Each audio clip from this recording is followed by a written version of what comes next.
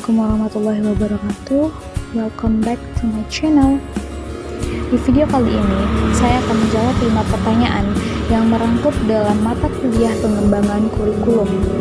Baiklah, langsung saja kita masuk kepada soal pertama.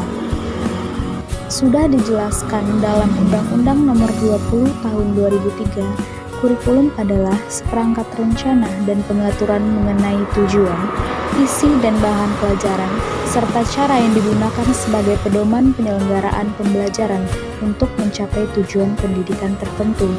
Jadi, apakah kurikulum itu dibuat sebagai dasar standarisasi atau target pendidikan? Dan apabila waktu pelaksanaan proses belajar mengajar terbatas, maka bagaimana cara membagi waktu agar semua kompetensi dasar dalam kurikulum dapat disampaikan semua dengan baik? Seperti yang kita tahu, bahwa kurikulum merupakan salah satu komponen yang begitu menentukan sistem pendidikan dalam mencapai tujuan pendidikan, sekaligus sebagai pedoman dalam pelaksanaan pengajaran. Karena tujuan pendidikan yang hendak dicapai tersebut harus terlebih dahulu direncanakan melalui kurikulum pendidikan, agar apa yang harus diterapkan dalam proses pembelajaran menjadi jelas dan terencana. Permasalahan alokasi waktu merupakan keluhan yang tidak asing lagi, sehingga jika penyampaian materi pelajaran kepada siswa tidak mencapai target kompetensi dasar yang ditetapkan, dikhawatirkan siswa tidak sanggup untuk menjawab soal ujian dengan baik. Target penyampaian materi mungkin akan sulit tercapai 100% jika tidak memiliki budaya disiplin. Namun, berbagai kendala tersebut dapat diatasi atau diminimalisir melalui upaya kreatif dari guru, seperti para guru merancang alokasi waktu yang efektif sesuai dengan kalender akademik.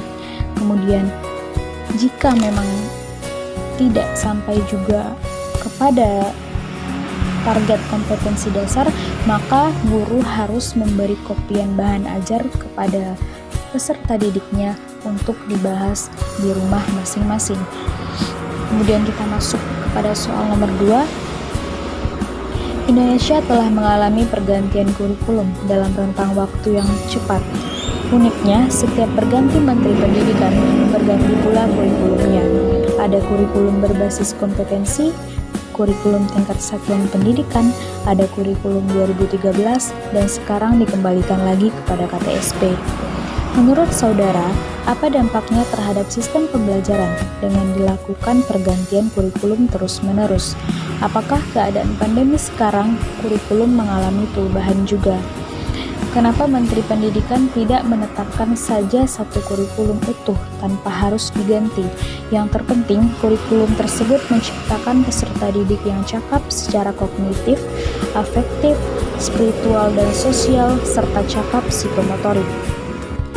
Pergantian kurikulum bisa berdampak baik dan buruk bagi sistem pembelajaran, di mana dampak baik tersebut adalah peserta didik bisa belajar dengan mengikuti perkembangan zaman atau teknologi yang semakin maju. Namun, dampak negatifnya adalah mutu pendidikan menjadi menurun. Menurunnya prestasi siswa karena tidak mampu menyesuaikan diri dengan sistem pembelajaran pada kurikulum yang baru. Dan juga visi misi sekolah pun yang ingin dicapai terganggu akan perubahan kurikulum yang terus-menerus. Perubahan kurikulum terus-menerus juga tidak membawa dampak positif terhadap perkembangan mutu pendidikan, sehingga sampai saat ini mutu pendidikan kita masih terbilang rendah. Bila kurikulumnya didesain dengan sistematis dan komprehensif, serta integral dengan mempertimbangkan atau memperhatikan segala kebutuhan perkembangan anak didik, tentu output pendidikan akan mampu mewujudkan harapan. Tetapi bila tidak, kegagalan akan terus menghantui dunia pendidikan.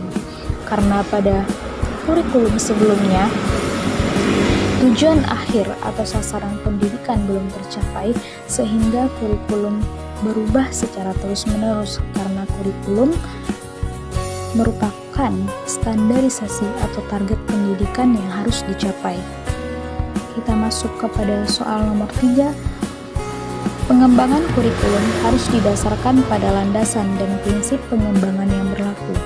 agar pengembangan kurikulum dilaksanakan sesuai dengan tujuan pendidikan nasional, menurut saudara, apakah ada sosialisasi kurikulum dalam melaksanakannya?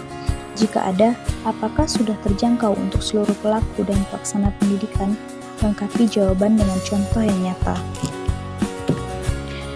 Untuk sosialisasi kurikulum sendiri sudah ada dalam pelaksanaannya, karena tanpa adanya sosialisasi kurikulum yang memadai akan terbilang sia-sia, sebab akan menimbulkan kebingungan di kalangan guru, apalagi di kalangan peserta didik. Pemberian alternatif kurikulum tanpa adanya sosialisasi akan sia-sia karena kesulitan dalam mengimplementasikannya. Menurut saya, sosialisasi kurikulum ini belum menjangkau seluruh pelaku ataupun pelaksana pendidikan karena infrastruktur telekomunikasi merupakan masalah utama, terkhusus untuk daerah-daerah kecil.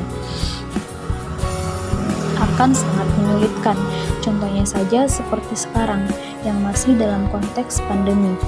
Namun, kegiatan belajar mengajar harus tetap dilaksanakan dengan sebaik mungkin, karena jika tidak akan berpotensi terjadi penurunan kemampuan belajar atau learning loss akibat tidak masuk sekolah selama berbulan-bulan. Akibat pandemi ini, Kementerian Pendidikan dan Kebudayaan menerbitkan kurikulum darurat yang diharapkan untuk mempermudah KBM secara jarak jauh. Namun, meskipun pemerintah telah menerbitkan kurikulum darurat, pada kenyataannya masih banyak guru yang tidak paham akan cara melaksanakan KBM selama pandemi tersebut karena kurangnya sosialisasi. Begitupun dengan cara mengimplementasikannya yang tidak dimengerti, karena di sisi lain, kurikulum ini hanya berfokus pada pemenuhan kompetensi yang dibutuhkan untuk kelanjutan pembelajaran selanjutnya tanpa adanya pengulangan materi. Selanjutnya kita masuk kepada soal nomor 4. Tidak menutup mata, kenyataan di lapangan sering kita jumpai pendidik yang ada di sekolah kurang memahami model-model pengembangan kurikulum. Padahal pemahaman tentang kurikulum merupakan salah satu unsur kompetensi pedagogik yang harus dimiliki oleh seorang pendidik, dan model pengembangan kurikulum pun adalah bagian terpenting dalam pengembangan kurikulum. Apa yang salah mengenai hal ini, dan apa solusinya menurut saudara? Dan model pengembangan kurikulum manakah menurut saudara yang tepat digunakan dalam meningkatkan proses pembelajaran agar tercapainya hasil yang maksimal? Permasalahan itu bisa terjadi karena kurangnya sosialisasi kurikulum tersebut. Jadi solusinya adalah perlu peninjauan kembali atau sosialisasi kurikulum lagi agar lebih memahami model-model pengembangan kurikulum tersebut, karena merupakan suatu yang harus selalu ada dalam proses pengembangan kurikulum. Memilih model pengembangan kurikulum sebaiknya disesuaikan dengan sistem pendidikan dan sistem pengelolaan pendidikan dengan mempertimbangkan model pengembangan kurikulum yang mana yang sesuai dengan yang diharapkan untuk mencapai tujuan pendidikan yang diharapkan sebagai penyempurna kurikulum yang dibuat, sehingga pendidik mampu memahami model-model pengembangan kurikulum, karena model-model pengembangan kurikulum merupakan suatu unsur yang harus dimiliki dan sangat penting untuk keberlangsungan proses pembelajaran, sehingga pendidik mampu mengimplementasikan model-model pengembangan kurikulum tersebut untuk menjadi pendidik yang berkompeten dan mampu bersaing. Model pengembangan kurikulum yang tepat digunakan dalam meningkatkan proses pembelajaran agar tercapai maksimal adalah the grassroots model, karena titik pengembangan kurikulum pada model ini berada di tangan guru atau pendidik sebagai pelaksana kurikulum yang telah ada. Model the grassroots model ini tidak hanya melibatkan personal profesional seperti guru, tetapi juga peserta didik, orang tua, dan masyarakat. Kemudian soal yang terakhir, kurikulum sangat berhubungan dengan aspek sosial dan budaya yang harus diperhatikan agar ketika menerapkan kurikulum yang disusun bisa sejalan dengan harapan dan keinginan masyarakat dan tidak menentang budaya di masyarakat tersebut. Bagaimana pendapat saudara? Kita yang sekarang berada di tanah Minangkabau, apakah bisa bahasa Minang dimasukkan sebagai mata pelajaran wajib di sekolah? Berikan analisis jawaban Anda. Kita sebagai orang Minangkabau, walaupun kita dituntut untuk bisa belajar dengan mengikuti perkembangan zaman atau teknologi yang semakin maju ini, tetapi tanpa harus menghilangkan nilai-nilai budaya yang telah ada. Jadi, apabila bahasa Minang tersebut sudah memenuhi standar nasional pendidikan, apa salahnya kalau bahasa Minang tersebut dijadikan sebagai mata pelajaran wajib? Karena itu adalah salah satu cara mempertahankan dan melestarikan budaya Minangkabau.